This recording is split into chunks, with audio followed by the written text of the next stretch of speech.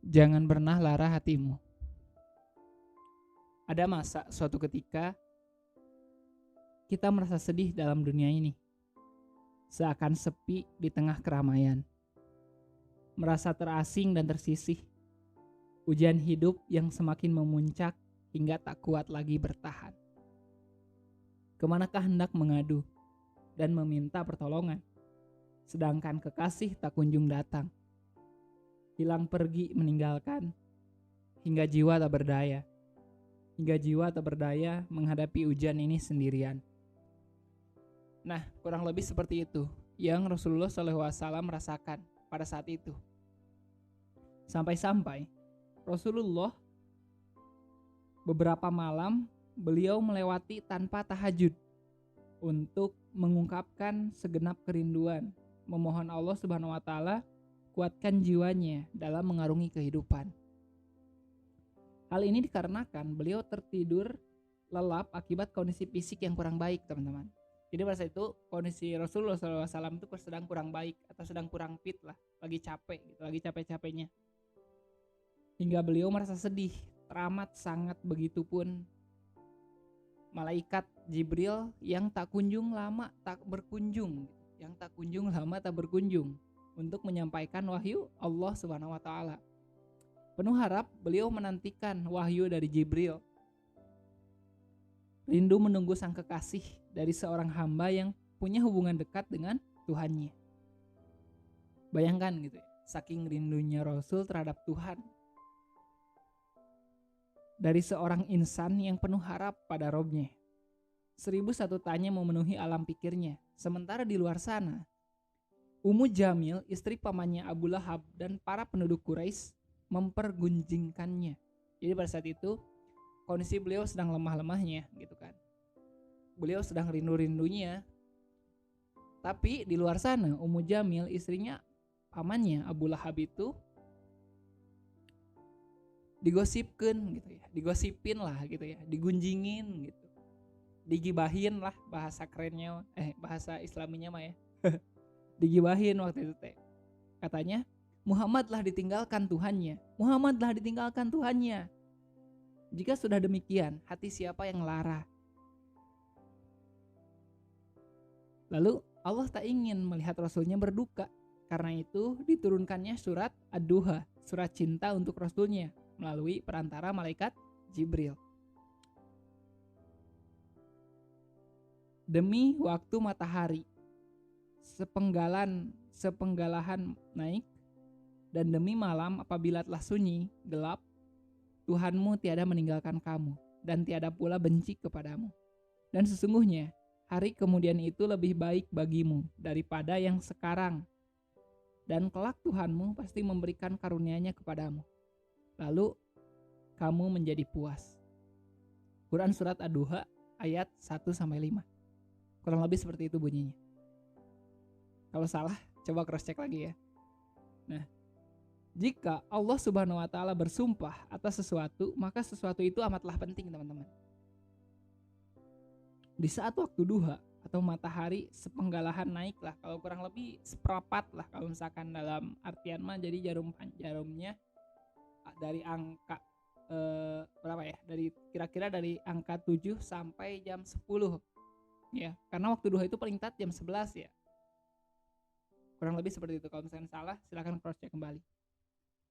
Saat sibuk-sibuknya kita dalam beraktivitas, saat sedang segar bugarnya tubuh yang telah beristirahat di malam hari, Allah Subhanahu wa taala mendidik Rasulnya untuk melakukan ibadah sholat sunat duha, untuk menguatkan beliau dalam menghadapi persoalan, membeningkan hati, mencerdaskan pikiran dan menenteramkan jiwa. Demikian pula malam yang sunyi, terlepas dari hiruk pikuknya duniawi, karena jiwa-jiwa telah menuju peraduannya ya, untuk beristirahat gitu. Namun saat jiwa terjaga dan rindu pada kekasih adalah waktu yang sangat berkesan untuk bermunajat pada Tuhannya, yaitu tahajud ya. Karena ketika itu waktu yang sangat baik untuk menguatkan jiwa. Allah Subhanahu wa taala dialah sumber kekuatan itu. Sumpah Allah atas waktu juga memberi keteduhan pada jiwa Rasulullah SAW di kala saat itu ya. Jadi ketika turun surat Ad-Duha itu bagaikan penenang bagi Rasulullah SAW. Karena dikala beliau berada di keramaian dan kesibukan seperti waktu duha ya, pun tengah sunyinya malam, Allah selalu melindungi dan memberikannya perhatian. Pada ayat ke-6, coba teman-teman. Tuhanmu tiada meninggalkan kamu dan tiada pula benci kepadamu. Bagaimana mungkin gitu ya, Allah Subhanahu wa taala meninggalkan dan membenci Rasul kesayangannya? Tak akan pernah sampai kapanpun. Rasul yang senantiasa menghubungkan hatinya dengan Allah, Rasul yang senantiasa sholat dan menjaga waktu-waktunya, Rasul yang senantiasa menjaga ibadahnya dan menyerahkan sepenuhnya sholat, ibadah, hidup dan matinya hanya untuk Allah dan agama Allah. Bagaimana mungkin Allah Subhanahu wa taala meninggalkan dan membencinya? Melainkan senantiasa diperhatikan dan disayang, begitupun ketika kita dalam hidup ini. Allah lah yang selalu memelihara, melindungi dan memberikan jaminannya pada kita jika kita selalu menjaga hubungan baik dan cinta kita padanya. Hanya Allah lah kekasih itu, tak ada yang lain ya. Cintanya abadi, tak akan pernah berhenti. Jadi kalau misalkan saat ini gitu ya, kita masih masih menduakan cinta gitu, cinta Allah pada makhluk gitu, lebih mengutamakan cinta manusia gitu. Padahal ya kalau bahasa bodor Sunda mah cinta teh podol golejra gitu ya. Intinya kalau misalkan seni untuk kecewa ya berharap pada manusia. Jadi intinya kalau misalkan kita sebagai manusia ya harus mengejar dulu cinta Allah sebelum mengejar cinta manusia. Lalu di ayat keempat ya, kita cross-check kembali.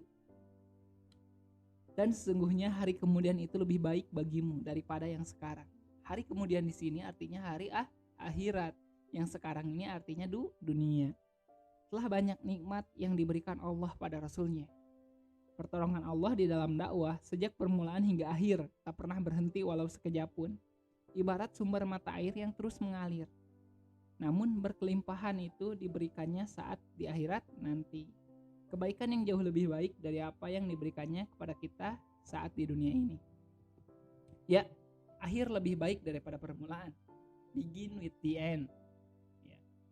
Kita harus memulai itu dari akhir. Kita hari ini akhir mau kemana gitu. Kita hidup itu mau seperti apa akhirnya. Apakah mau mati udah gitu aja, atau misalkan pengen matinya enak, matinya tenang, matinya nyaman dan lain sebagainya. Karena pasti hidup sekaya-kayanya, sesoleh-soleh, setenar-tenarnya kita, pada akhirnya kita akan mati gitu. Dengan ayat ini Allah mendidik Rasulnya, dan kini kita sebagai tuntunan hidup agar memiliki kebesaran jiwa dan penuh harapan menatap masa depan. Meskipun saat ini kita kesusahan menata hati, tertatih-tatih, menyusuri jalan yang penuh kerikil, tajam gitu ya menuju ridhonya, namun percayalah, selama di hati kita masih ada harapan, yakinlah pada akhirnya kelak akan beroleh hasil yang besar dan yang baik. Yang terpenting adalah kita tanamkan niat yang kuat, kemauan yang besar dan kesabaran yang tinggi dalam menjalaninya, serta tak putus berdoa kepadanya. Lalu di ayat 5, dan kelak Tuhanmu pasti memberikan karunia-Nya kepadamu, lalu kamu menjadi puas. Nah, ayat ini berisi janji harapan yang disampaikan kekasih pada kecintaannya, bahwa banyaklah anugerah yang diberikan baik saat beliau hidup, bahkan setelah beliau berpulang dengan tersebarnya agama Islam yang dicintai ini ke seluruh dunia. Artinya Allah menjelaskan bahwa dan kelak Tuhan, dan kelak Allah akan memberikan karunia-Nya kepada Rasulullah SAW, dengan terbuktinya agama Islam yang tersebar ke seluruh dunia. Begitupun pula janji Allah pada kita. Sungguh Allah tak pernah ingkar akan janjinya. Jadi kalau yang suka ingkar mah siapa? Si doi ya, si dia ya. Nah, dengan surat ini Allah mengingatkan Rasulullah SAW betapa besarnya perhatian dan kasih sayang Allah kepadanya. Sedari beliau masih dalam kandungan sampai seperti ini, ingatan pada masa lalu itu membawa kedamaian tersendiri di hati Rasulullah. Jadi saat itu hati Rasulullah pun bukan hati ya, Rasulullah tuh flashback ya, pada saat itu mengingat gitu ya kejadian-kejadian ketika beliau pertama lahir dan sebagainya, dan itu membuat hatinya yang lara menjadi gembira karenanya. Ada kedamaian gitu ya, ada peace di sana. Gembira merasakan kenikmatan tertinggi dari Allah Subhanahu wa taala. Nah, di ayat ke-6, bukankah dia mendapatimu sebagai seorang yatim lalu dia melindungimu? Dibukakan kembali memori-memori itu. Nostalgia masa lalu saat Rasulullah SAW hampir melupakannya. Bayangkan saja gitu, sejak 2 bulan dalam kandungan ibunda gitu ya, Rasulullah SAW sudah ditinggalkan ayahnya untuk selamanya. Beliau lahir sebagai seorang yatim, teman-teman, dan Allah melindunginya. Allah Subhanahu wa taala menjadikan siapapun yang melihat Rasulullah ketika bayi akan timbul rasa iba dan kasih sayang. Saat itu tak ada satupun perempuan desa yang mau menyusukannya. Nah, dipertemukanlah ia dengan Halimah yang penyayang ketika berumur 4 tahun saat kembali berkumpul dengan ibunda Aminah yang mencintainya. Nah, 2 tahun sang ibunda mencurahkan kasih sayangnya. Kembali terkenang suami tercinta Abdullah, ayah Rasulullah SAW. Ketika berumur 6 tahun, sang ibunda mengajaknya untuk menziarahi makam sang ayah. Dalam perjalanan pulang, ibunda menderita sakit, bayangkan teman-teman, dan akhirnya meninggal dunia di Abwa. Beliau harus kembali rela kehilangan. Jadi kita tidak akan pernah dewasa sejatinya tanpa kehilangan gitu ya. Karena Rasul juga diajarkan untuk, bayangkan gitu ya, banyak kehilangan yang dialami oleh Rasulullah SAW. Sedangkan kita baru kehilangan si doi saja bertahun-tahun gitu ya, berbulan-bulan terluka gitu. Nah, berteman Ummu Aiman pengasuhnya dan kakek tercinta Abdul Muthalib dengan kesedihan tak terperih gitu ya. Beliau melanjutkan perjalanan pulang gitu ya ke Makkah. Allah Subhanahu wa taala lembutkan hati sang kakek untuk melindungi dan mencintainya. Namun cerita duka kembali terulang setelah 2 tahun merasakan cinta dan perhatian sang kakek, yaitu saat beliau berusia 8 tahun, kakek meninggal dunia. Rasulullah harus kembali merasa kehilangan kembali, teman-teman. Namun cinta Allah tak pernah sirna. Allah kembali memberi kasihnya lewat hati pamannya, yaitu Abu Thalib. Sebagai paman yang paling penyayang walau hidupnya terbilang sederhana.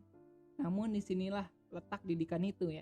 Sehingga ia menjadi sosok yang mandiri dan berprofesi sebagai pengembala untuk menambah penghasilannya. Saat itu Rasulullah itu sampingannya itu sebagai pengembala ya, berprofesi untuk menjadi pengembala domba sebagai latihan untuk mendidik hati manusia. Jadi saat itu Rasulullah sedang dilatih oleh Allah untuk menggembalakan domba. Ibaratnya gitu ya, untuk nanti Rasul bagaimana mengajak hati manusia gitu. Jadi segerombolan domba itu diibaratkan untuk mengajak hati manusia nanti ketika Rasulullah SAW menjadi nabi ya. Nah, kemudian di ayat ke-7, dan dia mendapatimu sebagai orang yang bingung, lalu dia memberikan petunjuk. Saat Rasulullah dibesarkan dalam lingkungan jahiliyah yang kacau gitu ya, dengan kasih sayangnya Allah berikan beliau petunjuk dengan mengutus malaikat Jibril untuk menyampaikan wahyu, hingga beliau diperoleh petunjuk untuk meniti jalan cahaya. Jadi saat itu ketika Rasul bingung dengan kondisi jahiliyah gitu ya, datang malaikat Jibril untuk memberikan petunjuk wahyu gitu kepada Rasul untuk berdakwah. Nah, kemudian di ayat ke-8, dan dia mendapatimu sebagai orang yang kekurangan, lalu dia memberikan kecukupan. Jadi lawan dari kata kaya itu ya bukan miskin sebenarnya, tapi cukupan. Kemudian dengan kejujuran yang bersemayam di hati Rasulullah dalam berdagang, Allah memurahkan rezekinya dengan dipercaya saudagar wanita kaya raya yang kelak menjadi istrinya, yaitu Khadijah binti Khuwailid. Sehingga beliau beroleh keberuntungan yang banyak lagi berkah dan kelak digunakannya untuk berdakwah. Lalu di ayat 9-11, sebab itu terhadap anak yatim janganlah kamu berlaku sewenang-wenang, Dan terhadap orang yang minta-minta, janganlah kamu menghardiknya. Dan terhadap nikmat Tuhanmu, maka hendaklah kamu siarkan. Nah, sungguh Allah Subhanahu wa Ta'ala mendidik Rasulullah SAW dalam kehidupan ini untuk memberi di saat telah menerima. Rasulullah SAW diingatkan Allah akan perlindungannya di masa lalu. Allah mendidiknya untuk tidak berlaku sewenang-wenang terhadap anak yatim. Begitupun dengan kita. Jadi kita tidak bisa semena-mena dan jangan semena-mena terhadap anak yatim. Kemudian memberi peminta-minta dengan sikap yang lemah lembut dan memuliakannya. Jadi jangan dihardik kalau misalkan ada yang minta-minta, ada pengemis dan sebagainya, meskipun ya tangan di atas lebih baik daripada tangan di bawah. Jadi kalau misalkan memberi kepada yang minta-minta dengan lemah lembut, jangan sambil ngebentak-bentak atau sambil marah-marah gitu ya. Nah, dan ceritakanlah nikmat Allah kepada sesama sebagai salah satu bentuk syukur kepadanya, sang pemberi segala nikmat. Jadi kalau misalkan mendapatkan kebahagiaan, silakan ceritakan pada teman-teman, tapi dalam artian bukan untuk ria ya, tapi tasyakur bin nikmah. Kemudian jika sudah berhujan nih, salah kan? Jika sudah berhujan nikmat seperti ini, masihkah lara hatimu gitu ya. Bayangkan gitu, Allah dari kecil gitu sampai kita dewasa hari ini itu benar-benar ya. Bahkan di saat kita sedang tidak baik-baik saja, nikmat Allah lebih besar gitu ya. Alhamdulillah gitu. Masih nikmat melihat, masih bernafas, masih berdetak jantungnya, masih berfungsi paru-parunya, masih berfungsi pendengaran dan sebagainya, itu pun termasuk nikmat. Tapi kadang-kala kita selaku manusia gitu ya, kalau nggak adil ya, kok menurut apa ya, jadi kok sedih banyak masalah dan sebagainya, padahal di saat banyak masalah nikmat Allah itu lebih banyak daripada masalah itu. Nah, kesedihan, duka lara ataupun ujian hidup kita sungguh tak berarti sedikit pun dibandingkan Rasulullah Shallallahu Alaihi Wasallam. Nah, dengan surat cinta ini kita mencoba merenung ya. Coba kita pahami kembali surat Ad-Duha. Haruskah kita larut dengan perasaan tak berkesudahan atau merasa Allah salah dalam takdir yang telah ditetapkannya untuk kita?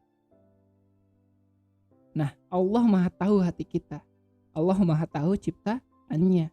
Segala yang terjadi di atas kita sebagaimana yang ditetapkannya atas Rasulullah adalah skenario cinta yang berujung bahagia jika kita mampu menjalaninya dengan baik. Ingatlah, takdir Allah tak pernah salah. Kita harus yakin itu. Walau masih juga terasa berat menerima, biarlah waktu yang menjawabnya. Barakallah.